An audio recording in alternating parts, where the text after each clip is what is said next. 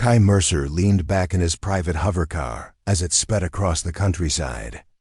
Green fields stretched far and wide, and old-style windmills turned slowly in the warm breeze. The sky was clear, and the birds flew freely above the golden wheat.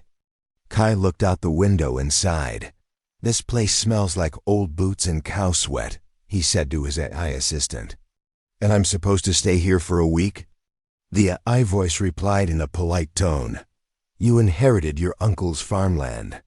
"Sir, according to his will, you must inspect the land in person before selling it." Kai groaned. What was Uncle Jonah even thinking, living out here in the middle of nowhere? No drones, no towers, no signal, just dirt and grass. He adjusted his sleek black jacket, checking himself in the small mirror. His hair was perfect, and his sunglasses reflected the soft blue sky. He wasn't just rich, he was smart rich. A tech millionaire before the age of 25. People admired him in the cities. Out here, the cows didn't even look up as his car landed on the old gravel road that an old wooden farmhouse stood at. The center of the land, with a red barn to the left and fields spreading far beyond. A dusty pickup truck was parked under a tree. The air smelled like soil and sunshine. Kai wrinkled his nose as he stepped out, wiping his expensive shoes. He heard a soft voice behind him. "You must be Mr. Mercer." He turned and saw a girl, maybe around his age, standing with a basket of tools. She wore old jeans, boots, and a sun hat. Her shirt was rolled up at the sleeves, and her face had a faint smudge of engine grease. Kai raised an eyebrow. "And you must be the ... farm help?" She smiled politely. "I'm Lyra. My dad worked with your uncle for many years. I help out with the land now." "Oh," Kai said, clearly unimpressed. "Nice to meet you, country girl." Lyra gave him a calm nod, but her eyes held something sharp. "The land may be simple, but it still runs better than half the tech." "In your car," Kai laughed. "You mean that rust pile you call a tractor? I could replace this whole place with drones and automation in 1 week." Lyra didn't respond. She turned and walked back toward the barn. "You're welcome to try," she called over her shoulder. "Let's see how far your tech gets without real soil knowledge." Kai frowned. What does that mean? But Lyra was already gone. The next morning, Kai woke to the sound of chickens clucking and metal clanking. He stepped outside, rubbing his eyes, and saw Lyra adjusting the solar panels on top of the barn. She moved with skill and ease, balancing on the roof without any assist bots. "Don't you people sleep in?" He shouted, "Sun's up." "Time to work," she replied. Kai pulled out his holo tablet and scanned the land. "Okay," he muttered to himself. "Let's make this place smarter." He deployed a handful of tiny drones from his hovercar, letting them scan the soil, air quality, and crop layout. He watched with pride as the drones flew around, buzzing like insects with glowing wings. "Now this is how a modern farm works," he said, but by afternoon, the drones began to malfunction. One dropped into the pond. Another got tangled in a tree. A third spun wildly and crashed into the chicken coop, scaring the birds. Kai ran around in panic, trying to catch them. "What is going on? These are top-grade city tech." Lyra walked over calmly, holding a cup of water. "Your tech is too clean for real dirt," she said. "Out here, we have magnetic minerals in the soil, high pollen in the air, and strong wind patterns. The drones don't know how to handle it," Kai huffed. "You sound proud of this mess." "It's not a mess," she said. "It's nature. And nature doesn't always follow your rules." He scoffed and sat on a bench near the barn. "This place is stuck in the past." Lyra sat beside him, wiping her hands with a rag. "You think everything old is useless?" "Well, yeah," Kai said. "Old tools, old systems, old ideas. They're slow." Lyra looked at him.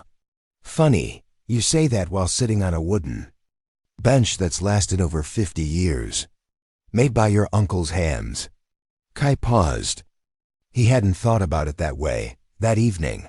Lyra was working in the barn again, fixing a strange piece of equipment hidden beneath a tarp. Kai peeked in, curious. "What's that?" he asked. She quickly covered it. "Just something I'm repairing." He stepped closer. "That's not a regular tool." "I saw some glowing parts." Lyra stood up and looked at him. Her face was calm, but her voice was firm. "You don't need to worry about it." Kai narrowed his eyes. "You're hiding something." She stared at him for a moment. "Maybe, but maybe you're just not ready to understand." With that, she walked out, leaving Kai alone with questions spinning in his head. That night, Kai sat on the porch, watching the stars. The sky here was clearer than any city dome. He could see more stars than he ever imagined. He thought about Lyra, her quiet confidence, her sharp skills, and the strange device in the barn. She wasn't just a country girl. And something told him this farm wasn't just land. It was something more. Something hidden, and he was going to find out what. Kai couldn't sleep that night. The stars above the farm seemed too bright, too alive. His mind kept going back to the strange glowing device he saw in the barn. Lyra had hidden it quickly, but not before he noticed the blue light and symbols that definitely weren't Earth-made. "What is she hiding?" he whispered, lying in bed. "And why does she act like she knows more than me?" He turned over, annoyed. This was supposed to be a boring trip, a quick inspection, then sell the land and go back to the city. But now his curiosity was burning, stronger than ever. The next morning, Kai woke up early. The sun was just rising, casting a golden glow over the fields. He spotted Lyra by the edge of the forest, leading a horse-drawn cart with tools. She moved like she had lived on this land her whole life. Calm, confident, skilled. Kai followed her quietly. She walked deep into the trees, far from the barn and house. Birds chirped, and the air smelled fresh. Kai stepped carefully, trying not to snap twigs under his feet. After a while, Lyra stopped near a large rock. She looked around, then touched a part of the rock with her hand. A hidden panel slid open with a soft hum. Kai's eyes widened. From the outside, it looked like a normal boulder. But inside, it was a doorway, metallic, smooth, and lit with blue lines. Lyra stepped through the door and disappeared underground. Kai ran forward. The door started to close, but he slipped inside just in time. Inside, the temperature changed. The air was cooler, and the walls were made of dark metal with glowing lines that pulsed gently. The tunnel led deeper underground. Kai followed, eyes wide with disbelief. "Where am I?" he whispered. He reached a large chamber. It looked like something from a sci-fi movie. Tables with tools, screens with unknown symbols, a half-open pod in the corner that looked like a small escape ship. In the center, Lyra was working on the glowing orb he had seen before. She didn't look surprised when she saw him. "I figured you'd follow me," she said quietly. Kai stepped forward slowly. "What is this place?" "This isn't some farmhouse bunker. This is alien." Lyra nodded. "It is. My mother built it." Kai blinked. "Your mother?" "She wasn't from here," Lyra said, her voice calm but distant. "She crash-landed on Earth a long time ago. The world didn't know. She hid. She fixed what she could. She met my father. They stayed on the land quietly, living like humans." Kai stared around. "This is insane. Are you saying you're not fully human?" Lyra finally looked at him. "Half my body is human. But my mind, my training, my instincts, they come from my mother's side. I've known about this place since I was a child." Kai shook his head. "Why didn't you tell anyone?" "They wouldn't understand. And they'd come looking. Not just humans. Others." She picked up the glowing orb. "This device was part of my mother's ship. It's a beacon. I thought it was inactive." Kai frowned. "Wait. I flew drones around here yesterday." "Could that have?" Lyra nodded slowly. "It's possible your tech recharged it. These machines aren't meant to be near human electronics. If the beacon reactivated," She looked up, serious. It may have sent a signal. And if it did, someone out there knows this place exists. Back on the surface, the wind picked up. The sky had a strange shimmer, like heat waves in the air, but it wasn't hot. Birds flew off in large groups. The cows gathered together nervously. Lyra and Kai climbed out of the hidden chamber, closing the entrance behind them. Kai glanced at the sky. Something feels wrong, Lyra nodded. It's starting. Later that day, Kai tried to fix one of his damaged drones near the barn. But the more he thought about what he had seen underground, the harder it was to focus. He looked up and saw Lyra repairing the tractor again. He walked over. "Why didn't you just leave Earth?" he asked. Lyra didn't look up.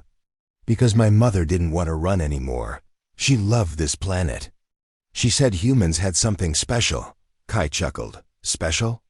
We can't even farm without breaking stuff." Lyra gave him a small smile. "You create, you adapt. You try, even when the odds are against you. That's not weakness, that's strength." Kai sat on a toolbox. "And what about you? You fix old machines, walk around with horses, and live like it's the past. But you've got alien tech in your backyard." Lyra looked at him seriously. "Sometimes old ways are better. They're simple, clean. They work without attracting attention." Kai stared at her. "So, what do we do now?" Lyra stood up and wiped her hands. "We wait.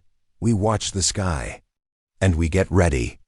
That night, Kai stood outside the house, watching the stars again. He thought about everything: his uncle, the farm, Lyra, the alien chamber, and the glowing beacon. He wasn't just a visitor anymore. He was part of something big, something strange, and maybe something dangerous. Out in the distance, a faint flash appeared in the sky, a dot of light that wasn't there before. Moving fast. Quiet, but steady. Kai's heart beat faster. It was coming, and Earth might not be ready.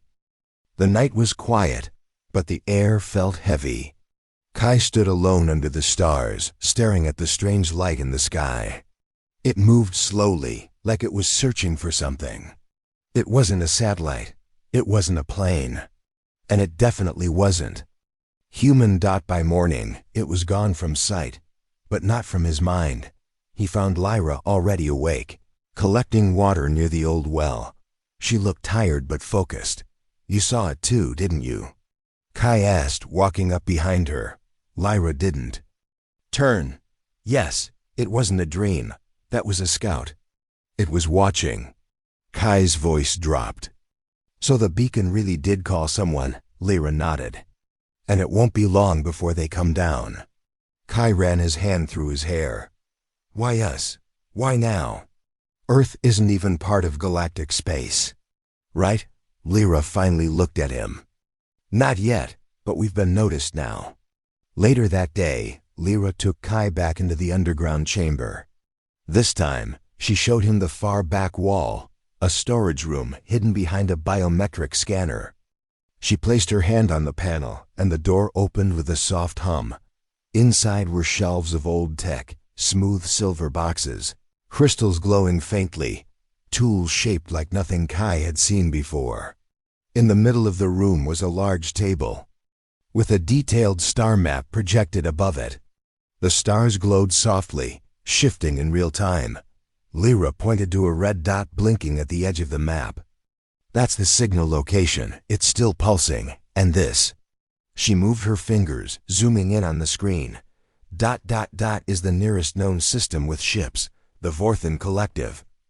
Kai frowned. "That doesn't sound friendly." "They're not," Lyra replied. "They don't trade, they don't talk, they harvest. Planets, people, energy, whatever they want, they take." Kai stared at her. "And your mother was running from them?" "She escaped them once," Lyra said quietly. "But now they've found her trace again, and I'm the trace." Kai took a deep breath. "Then we have to hide, shut everything down, go dark." Lyra shook her head. "That won't work now. The signal has already traveled. If the scout marked us, Then a ship is on its way. Kai stepped back. So we're just supposed to wait to be invaded? No, she said. We prepare. The next few days passed like a storm building in silence. Kai stopped using his fancy hovercar and devices. They might draw attention. Instead, he worked with Lyra in the fields, blending into farm life. But at night, they worked in the underground chamber. Lyra taught him how to use some of the alien tech. She explained the simple parts: first energy crystals, magnetic fields, and cloaking materials. Kai, being a fast learner, was able to understand more than she expected. I thought you only knew business and computers, she said one night. Kai smiled. My first love was engineering. I just sold my code to get rich faster. He paused, then added, but this feels different, real. Together, they restored a defense node hidden under the barn. It looked like a pile of old farm tools on the outside, but once activated, it released a quiet hum and a round field around the barn, one that would block low-level scans. They planted more sensors in the soil, some disguised as scarecrows, others as rocks. Every step felt like they were setting traps for something that might crush them anyway.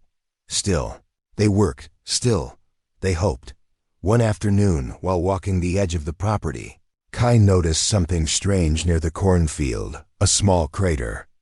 Not deep, but fresh, like something had landed. He called Lyra. They checked the area together. In the center of the crater was a metallic disc, half buried in the soil. It hummed faintly, and when Lyra touched it, her eyes widened. It's a Vorthan probe, she said. They're already here. Kai's heart raced. Should we destroy it? Lyra shook her head. Not yet. If we do, they'll know we found it. Let's move it to the chamber. I can read its data. Carefully, they removed the disc and carried it back through the forest and into the underground base. Lyra connected it to an old reader unit, and lines of unreadable text scrolled across the screen. It's a scan report, she said. Soil samples, tech traces, heat signatures. They're testing the planet's defenses. Kai's face went pale. We don't have defenses. Exactly, Lyra replied. That night, the strange shimmer returned to the sky. This time, it was larger, brighter, like a cloud of light slowly moving. Lyra and Kai stood on the porch in silence. Kai broke it first. Do you think they're watching us now? Lyra nodded. Probably. He turned to her. Then we can't stay quiet anymore. We need a plan. She smiled softly. You're not just a rich kid anymore, are you? Kai gave a small laugh. Guess not. They stood together, shoulder to shoulder, as the wind picked up and the stars pulsed above them. Below them, deep underground, the beacon glowed brighter than ever, and far beyond Earth's sky, a ship changed direction. It was coming, not to talk, not to trade, but to take. The air felt strange that morning. The sunlight was dim, even though there were no clouds. Birds were silent. Even the animals seemed uneasy. Kai noticed the cows huddled near the barn, refusing to graze. Lyra stood on the porch, scanning the sky with a narrow device that glowed with blue light. It's close now, she said quietly. Kai came beside her. The scout ship? She nodded. Yes, it's in our atmosphere. Probably invisible to human satellites. Kai took a breath. So this is it? No, Lyra said. This is just the beginning. That night, the sky shimmered again, brighter than before. A round ripple passed across the stars, like a wave. In a pond, then without sound, a dark shape appeared in the air above the far side of the valley. It hovered like a shadow, no lights, no noise. Kai grabbed a pair of field binoculars and zoomed in. It's not big. Maybe the size of a small shuttle. Lyra watched with calm eyes. That's a scout, a Vorthan one. They're gathering final data, looking for life, looking for threats. Kai frowned. So what do? We don't show them anything, she said. We act normal, quiet, like nothing is wrong. Kai looked at her like she was crazy. How are we supposed to do that with an alien ship floating above our farm? Lyra turned to him. Because if they think we're a threat, they'll call the main fleet. But if we trick them, we might have a chance to survive. For the next day, Kai and Lyra acted like farmers. They tended the fields, fed the animals, and repaired the fence near the woods. But behind their quiet work, sensors hidden in the soil sent signals to the underground chamber. The defense field around the barn stayed active, now expanded to include the farmhouse. Kai had also managed to activate a few energy spikes, buried underground designed to overload scanners and confuse signals. They looked like harmless metal, rods sticking out of the ground, but each one sent a false energy pattern. They'll think there's old mining tech here, Kai explained. Nothing worth their time. Lyra gave a small smile. Smart. That night, the scout ship moved. Again, it hovered lower, just above the treetops on the far side of the valley. A beam of soft blue light came from its underside, sweeping slowly across the land. They're scanning, Lyra said. Kai watched the light move. Do you think it will find the beacon? Lyra didn't answer. She stepped back into the house and returned with the orb, the alien beacon. We can't risk it, she said. It has to be moved. Kai stared at it. But if we touch it again, we move it underground, as deep as possible. Somewhere cold and quiet. Together, they carried the beacon to a hidden tunnel behind the chicken coop. It led to an old well that Lyra's father had dug but never used. At the bottom was a natural cave, dry and filled with stone. They placed the beacon on a bed of cool earth. The orb pulsed once, then dimmed to a soft glow. Will it stay hidden? Kai asked. Lyra nodded. It's shielded down here. But this is only a delay. The Vorthans always find what they want. Kai looked at her. Then we need a backup plan. She smiled faintly. We already have one. The next day, the scout ship released something. It dropped 3 small black pods into the forest. Kai and Lyra watched from a hilltop using her alien viewer. What are those? Kai asked. Land scouts, Lyra replied. They're not soldiers, but they're dangerous. Half machine, half organic. They search the land, collect data, and kill anything that attacks. Kai swallowed. Can they be stopped? Yes, Lyra said, but we have to do it quietly. If the main ship detects a fight, they'll come fast. That night, Lyra put on her mother's old armor, a sleek, silver suit that fit like a second skin. It shimmered slightly in the moonlight. On her back, she carried a thin blade and a small device like a short rod. Kai looked at her with concern. You're going out there alone? You'll guide me from the base, she said. Track the scouts. I'll disable them one by one. Kai nodded. Just be careful. Using a scanner and thermal tracking, Kai guided Lyra from the underground chamber. He watched her movements through a tiny lens she wore over her eye. The forest was dark, full of shadows, but Lyra moved like she was part of it. The first scout was near the pond. It had long legs like a spider and a round body covered in blinking red lights. It made soft clicking noises as it searched. Lyra crouched low, then leaped silently. Her blade struck the back of the machine's neck. A spark burst out. It collapsed without a sound. One down, Kai whispered. The second scout was trickier. It moved faster and had sharper sensors. It detected a rabbit and vaporized it in one flash. Lyra had to wait for it to stop before she could strike. When it paused near a tree, she used her rod to send a short shock wave. The machine buzzed and fell. 2 down, Kai said. The third was closest to the farm. It walked through the tall grass near the fence, scanning every inch. Lyra approached from the side, but the machine turned suddenly. A red beam flashed. Lyra dodged it just in time. It saw me, she said. Get out of there. Kai shouted, but Lyra didn't run. She sprinted forward, leaped high, and landed on the machine's back. With one deep stab, she shut it down. The machine sparked and twitched, then went silent. All clear, she breathed. Kai let out a deep sigh. You're incredible. I'm trained, she replied, walking back through the trees. But this was just a test. They wanted to see if the land was protected. And now they know, Kai said quietly. Above them, the scout ship turned in the sky. Its shape shifted slightly. It had found something, and far beyond Earth, something else began to move. A larger ship. Heavier. Deadlier. The real invasion had begun. The wind carried a different scent, now one that didn't belong to Earth. The sky was still blue, but something about it felt wrong, too still, too silent. Kai stood near the barn, watching the shimmer above the valley grow stronger. It wasn't just a ship anymore.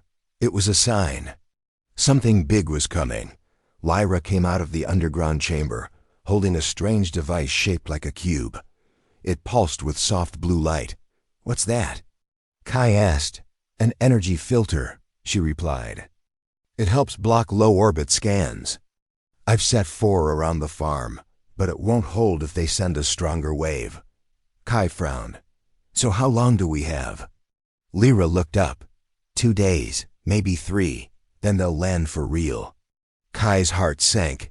And when they land, they won't ask questions. They'll just take. That afternoon, the first signs of the invasion began to appear. In the forest near the farm, plants started dying without reason. Grass turned gray, leaves curled inwards. The wind blew hot for a few minutes, then cold again. Birds stopped singing. Lyra examined the dying trees with a scanner. This is Vorthan terraform mist, she explained. It doesn't look like much now, but it's poisoning the soil. In 3 days, everything green will start to rot. Kai clenched his fists. They're already killing the land. They don't need Earth alive, she said quietly. They just want what's under it: energy, minerals, and biological samples. Kai looked across the fields. Not while I'm still standing. Lyra gave him a sharp look. Then let's fight back. Inside the underground chamber, they started preparing. Kai used the knowledge he had learned from Lyra to repair the remaining defense systems: an energy shield generator, a sound-based disruptor, and 3 auto-guided pulse launchers. The pulse launchers were hidden inside old hay bales. The energy shield was disguised as a water tank beside the barn, and the disruptor was buried near the chicken coop, disguised as a pile of wooden logs. I feel like we're turning the farm into a trap, Kai said. Lyra smiled. That's the idea. Kai paused. Do you think it's enough? Lyra became serious. Not to defeat them, just to delay them. Until Earth is ready, or until I can send a second message. Kai raised an eyebrow. Another beacon? She nodded. A different one. One that reaches the peaceful networks. My mother called them the Vindro Alliance. They may help, but they're far away. So we just have to survive until they get here, Kai said. Yes, Lyra replied. We survive, we protect this place. The next morning, the Vorthan ship descended lower. It was no longer a shadow in the sky. Now it hovered directly over the North Forest, black and silent. It looked like a giant floating seed round, dark, with glowing red lines across its body. From the ship, strange machines dropped to the ground. 4-legged walkers, insect-like scanners, and small drones shaped like metal bees. They moved quickly through the trees, setting up strange towers that hummed softly. The air around them shimmered. Kai and Lyra watched from the hilltop using her alien viewer. What are they doing? Kai asked. Preparing to open a gate, she said. A Vorthan land gate. When it opens, their real forces will arrive. Kai's eyes narrowed. Then we have to stop it. That night, Lyra went into the forest again. This time, she wasn't alone. Kai followed from a safe distance, wearing the sensor wristband she gave him. It helped him avoid enemy scanners. They reached one of the towers. It stood about 5 meters tall, pulsing with red light. Around it, the trees were dying fast. The ground looked cracked and dry. Lyra attached a small device to the tower's base. A soft beep, then a tiny blue spark. "EMP charge," she whispered. 10 seconds. They ran. The explosion was quiet, more like a flash than a boom. The red lights blinked out, and the tower collapsed like a melting pole. "Good," Lyra said. 3 more to go. They managed to disable a second tower that same night. But as they reached the third, a drone spotted them. It fired a red bolt of energy. Barely missing Lyra's shoulder. Kai dove behind a rock. "It saw us. Run!" she shouted. They sprinted back toward the farm, with 2 drones following. Lyra turned and threw a small sphere behind her. It exploded in mid-air, releasing a bright flash and a wave of sound. The drones dropped from the sky. Twitching, they made it back safely. But it was clear now. The Vorthans knew they weren't alone. The next day, the sky turned gray, even though there were no clouds. The sun was hidden. A low hum filled the air, vibrating in Kai's chest. He stood beside Lyra near the barn, watching the horizon. "They'll come here now," he said. "Yes," she answered. "They know someone is fighting back. And they don't like resistance." Kai glanced at her. "Are you afraid?" Lyra looked calm. "Not afraid, focused." Kai nodded. "Good, because I'm staying with you, whatever comes." She looked at him for a moment, then gave a small smile. "I know." In the distance, a red beam shot into the sky from one of the remaining towers. The land gate was beginning to open, but so was something else. Deep under the farm, the backup beacon blinked. Once, somewhere in the galaxy, the Vindra Lion saw the signal and started moving. The red beam in the sky grew wider with each passing hour. From a distance, it looked like a pillar of blood reaching into space. The land gate was nearly open. Kai stood in the barn, checking the last of the pulse launchers. His hands were sweaty, but steady. He had never fought in a real battle before. In the city, life was about deals, apps, and conferences. But here, now it was life or death. Lyra entered, wearing her battle armor. It shimmered with silver light, and her eyes glowed faintly under her helmet. "They'll come before sunset," she said. Kai looked at her. "Then we hit them first." Together, they walked outside. The sky was no longer blue. It was deep gray, with a reddish tint. Strange clouds spun in slow circles above the forest. The air was thick, heavy, and full of tension. In the fields, Kai had placed old broken machines as cover tractors, harvesters, and steel barrels. Hidden under each one was a pulse mine. Lyra had carefully adjusted their energy levels so they wouldn't destroy the land, just disable or confuse anything. Then the cows and other animals had been moved to an old shelter under the hill. Every inch of the farm was now part of the defense plan. At the edge of the forest, the first shapes appeared. 3 tall Vorthan soldiers walked out covered in black armor, with 4 arms and glowing red visors. Behind them rolled a machine that looked like a tank crossed with a spider. "They're scanning the area," Lyra whispered. "Looking for us." Kai raised his arm, showing the trigger control for the pulse mines. "Let's give them something to scan."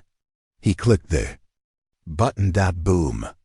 The field lit up with blue sparks. The ground shook as 3 pulse mines exploded beneath the enemy machine. The shockwave threw it sideways.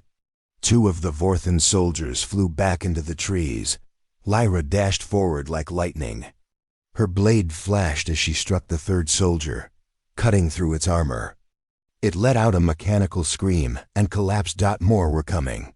From the gate, a squad of small Vorthan drones flew toward the barn.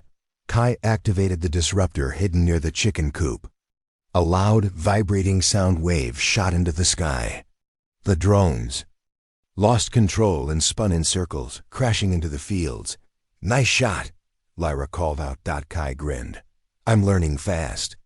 But the Vorthons didn't stop. Another ship dropped down from the clouds, smaller than the main one, but full of soldiers. It opened mid-air, and a dozen Vorthons jumped out, landing in the forest with heavy thuds. They're pushing harder, Kai said. What now? Lyra's face was calm. We hold the line. We make them believe this farm is stronger than it. Looks. She pulled out a small crystal and placed it into the ground near the barn. What's that? Kai asked. A shield core, she replied. My mother left it for emergencies. It will protect the house and underground base for at least 1 hour. Kai nodded. Then we hold for an hour. The battle grew louder. Vorthon fire shot through the sky like red lightning. Parts of the field burned, but the mines slowed their movement. The pulse launchers hidden in hay bales started firing 1, 2, 3, blasting at enemy troops. Kai ducked behind a metal crate, holding a plasma blaster Lyra had given him. One Vorthon drone flew too close. Zap! He fired, and the drone exploded in the air. Direct hit. He shouted. Lyra was fighting near the cornfield. Her movements were fast and smooth. She dodged a laser, spun around a tree, and knocked 2 Vorthons down with her blade. But more kept coming. They're trying to reach the beacon, she said over the comm. They must have picked up a trace. Kai gritted his teeth. They're not getting it. Suddenly, the defense shield around the house shimmered. A large Vorthon tank had entered the field. It was massive, hovering above the ground, glowing with red energy. It charged its cannon. Lyra ran toward it, throwing a sonic bomb beneath it. The explosion shook the soil, but the tank kept moving. Kai, she shouted, use the manual override. Kai ran into the barn and opened the hidden panel near the wall. It was something Lyra had taught him to build, a control box that linked to all pulse mines at once. He flipped all switches down. The mines near the tank glowed. Boom!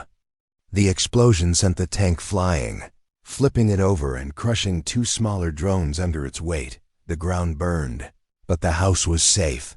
For now, smoke filled the sky. The farm looked like a battlefield. Fire in the trees. Machines scattered across the fields, and alien metal broken near the fences. Kai leaned against a wall, breathing hard. Are we winning? He asked. Lyra joined him, bruised but still standing. We're holding.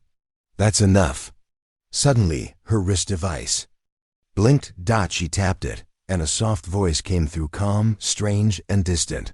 Incoming signal. Vindra craft en route. Estimated arrival 12 hours. Kai's eyes lit up. The Alliance? Lyra smiled faintly. They heard us. But then, the ground shook again. From the center of the red beam, something massive began to rise. It wasn't a soldier. It wasn't a drone. It was a Vorthon commander, 3 times the size of the others, covered in thick armor, and carrying a weapon the size of a small car. Lyra's face turned serious. He's here to finish it. Kai looked at her. What do we do?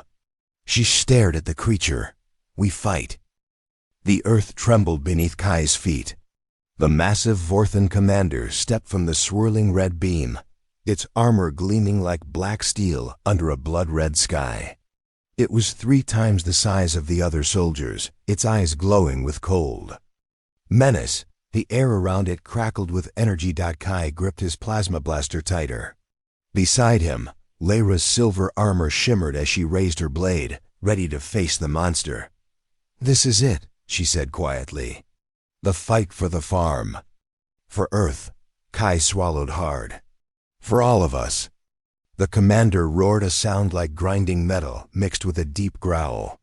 It charged forward, crushing the dry earth beneath its heavy boots.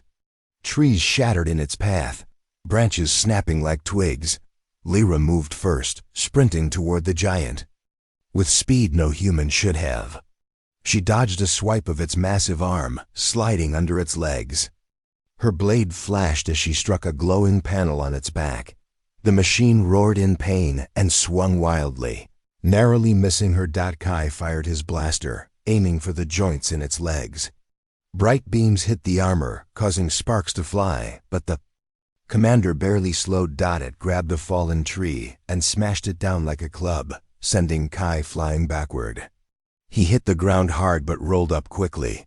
"We can't let it reach the house," Lyra shouted. Kai scrambled toward the barn. He activated the shield core once more. A shimmering dome of energy burst into life around the farmhouse and underground entrance. The commander stomped forward, smashing pulse mines and energy traps without slowing. It was a living tank, powerful and relentless.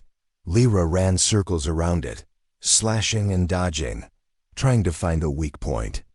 Then she spotted the glowing orb on its chest, a core, pulsing with red light. "If I can destroy that, maybe we can stop it," she thought. Kai saw her plan and called out, "I'll distract it. You get the core." Lyra nodded. Kai ran into the open field, waving his arms to catch the commander's attention. The giant turned, roaring and firing a massive energy blast that left a scorched crater behind Kai. He dove behind a broken tractor, then fired back repeatedly. The commander's armor cracked but held firm. Kai noticed the huge claws. It was fast and strong, but its movements were heavy and predictable.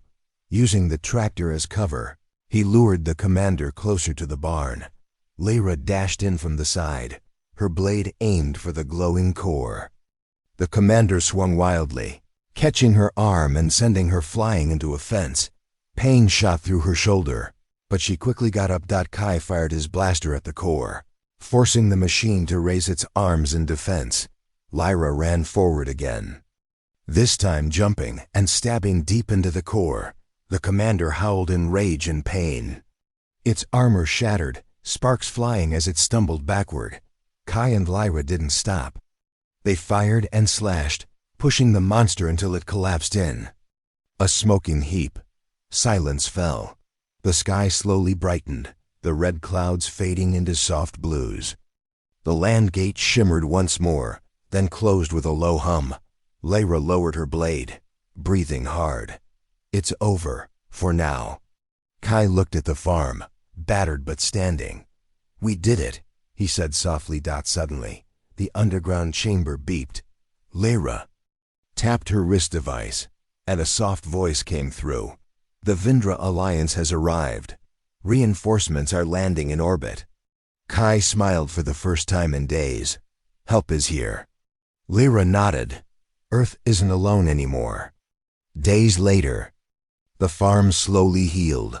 The trees grew green again. The soil warmed under the sun.